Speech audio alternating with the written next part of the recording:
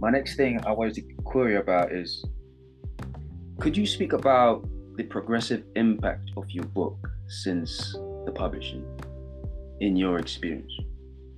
Yeah. So it's been quite a journey actually, an exciting one as well.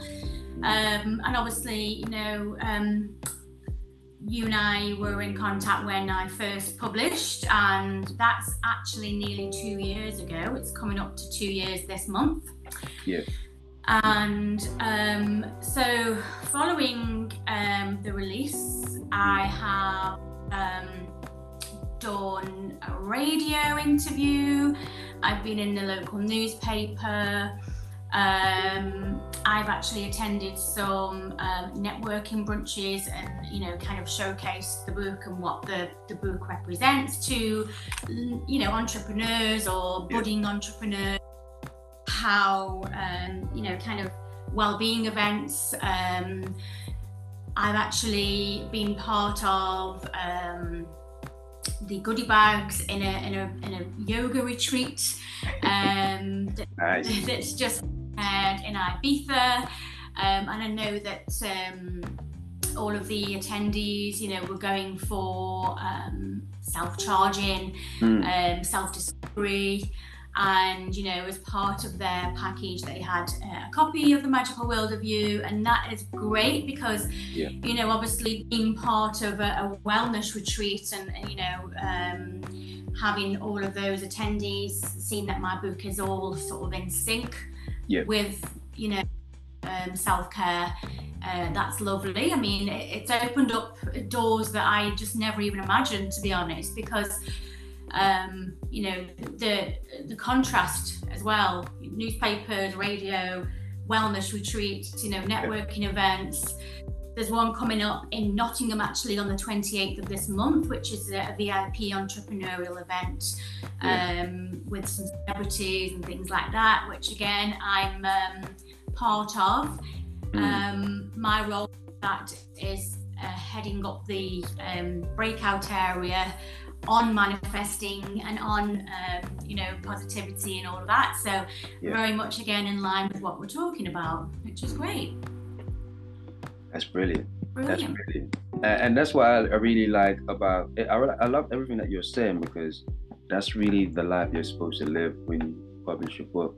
These are, I suppose they say these are the small things that make the massive difference, because you're continuing that momentum from the first time that you make this book available to the world. And so it's so important to kind of, it never dies. It continues. And exactly. And it's just the beginning, because you have to work on yourself. You have to be your own biggest cheerleader. Let's face it, you have to go out there and represent, basically. It won't just sort of fall on your doorstep. You have to put the work in. You have to believe so passionately about your work that you're oozing the passion, and you're kind of spreading the word about the reasons why you bought it out and why you do what you do. Absolutely. Could you tell me one of the milestones that you've somewhat maybe about to achieve, you've already achieved, that stood out to you, something poignant?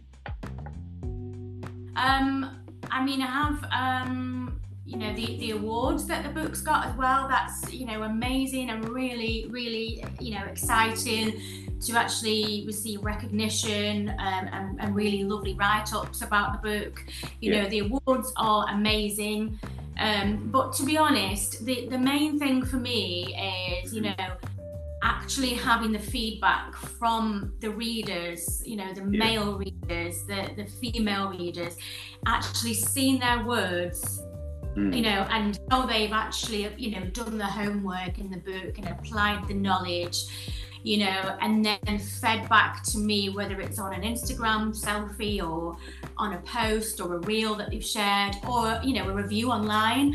Those are the moments sort of really hit home, because I'm like, oh, that is great. That is what my aim was, to help people individually to actually, you know, apply those tools to their own life in their own individual way, because everybody's different, you know, there's not one size that fits all. There are different ways to achieve things in life your way, you know, not by somebody else dictating how to do something. I think the freedom and the flexibility that the book gives the reader is great, because they take from it what they want to take from it, and that's what is most humbling for me, getting that feedback, you know, that real Absolutely. feedback. Absolutely. And it's 19 hours. That's my laptop. That's one of the main things I think. I guess maybe I'm going through this, and in my head, you know, I can speak on my own experience being an author myself, and you know, I can relate so much to what you're saying. And you know, when I ask you questions, it's almost like checkpoints of things that I would somewhat relate to, because those are the most important things to me as well. Giving back, you know, and what people get from your work, and whether it's therapy, whether it's information, whatever it is, which fits in that whole brainstorm of what you're trying to give them in the first place. Sometimes we think they think it's small, but for us it's massive, you know. Yeah, exactly. And you're right, you know, I think unfortunately, you know, no disrespect to the celebrities out there, but you know, when you are already an established figure out there, you know, it's kind of easy for their products and their services and their books to, you know, get that audience reach. You know, but for normal people like us, you know, obviously, like I say, you have to put the work in. You have to, you know, continually you know, talk about the reasons why you're doing what you're doing. You have to continually put your efforts out there and come up with new, original content, you know, like yourself, producing new poetry, and you know, the thought that goes into it, and the meaning behind your words, you know, that's continuous. You don't just go to sleep and think, you know, oh, I'll just reinvent some old words. You know, you're continually effort in to make it unique and to give you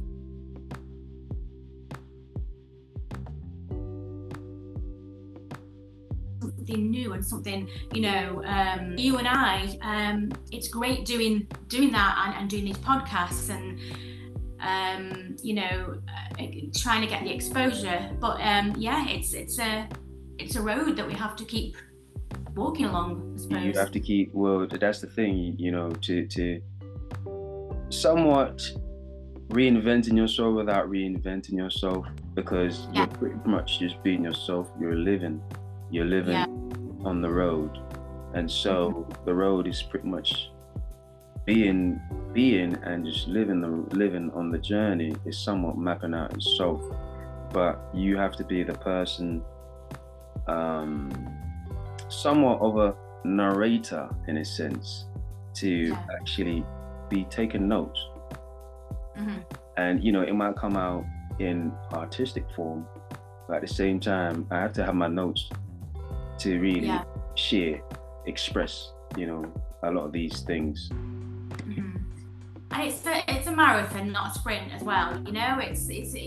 You've got to, and it's got to be from the heart, and it's got to be for the right reasons as well. So rather than forcing words down someone's neck, or you know, half-heartedly doing, you know, an event and going to these places and performing, you know, you have to make sure it's worthy and it's, you know, a good representation of you and your skills. Absolutely. It's not easy. We don't have much time, I think about 5 minutes, but I wanted to ask you my final question. Did you predict along with intent what this could be or will be for you? And this is more relating to manifestations and things coming to fruition type of speech. Oh, I like that question. I like that question because I can absolutely say yes. That, you know, what has happened with the success of the book so far, and what is to happen. I was going to say hopefully, but I'll say that what will happen when I manifest it. Yeah, I definitely, like I say, you know, in order to manifest and bring things to fruition, you have to put in the work as well. You have to continually think about what you want. You have to visualize what you want. You have to, you know, write it down and check off. I mean, for example, the newspaper articles and the radio, of course, they were on my to-do list for me to actually, you know, put those gears in motion, because they're not going to come to you and ask you, you know, unless you already have that massive following, you know, again, you have to do it yourself. So I do obviously plan on getting more exposure, again, for the right reasons, and getting it into the right hands to help more people. And I would like to get into more sort of talks, guest speakers, events, that kind of thing as well. So watch your space. I would say just keep going, just do as much as you can, man, and don't stop, you know. Even if you do end up, which I'm sure you will, create more books, speaking on different things, giving back to the people, of course, you still have to pay attention to this one as well. That's just how it works. You know, you can't forget this one. So it don't necessarily stop. It just means you somewhat maybe have to divide your attention, and to the extent where you probably have to hire somebody to pay more attention to certain things that you can't pay more attention to. It's just how it works, you know. But it's great to hear that, and this is why I thought it was the great time to do it, because I really wanted you to share, you know, how the journey has been. This is your second time on the platform, and I really wanted you to share, you know, the road traveled and how much it's really you've really come along with the progression and manifested exactly the vision you had for yourself when you put this book together. I think it's a story in itself to really share with people. So I appreciate you giving me your time to kind of, you know, share exactly where you're coming from with this and how the journey has been.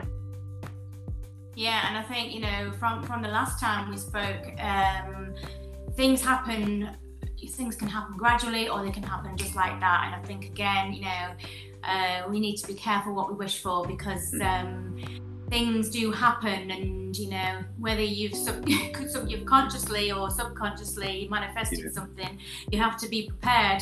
If something comes along that might be a bit of a shock, you might well have actually manifested that anyway. So, and then, like I say, that's you know, another chapter in my life now, actually, that we can touch on another time.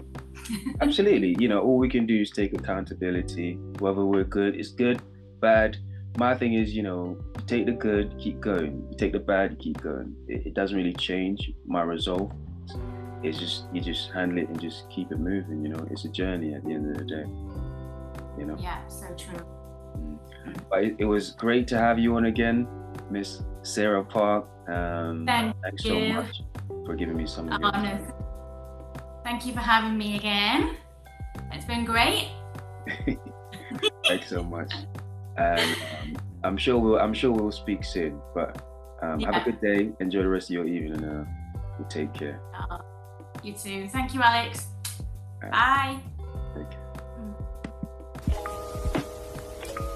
Mind over matter, overcompensating, overstatements, crookedness related, the soul's churn in return, mental overstimulation, one word, riveting, it terrors my pilot, streams that are promised to make seeking less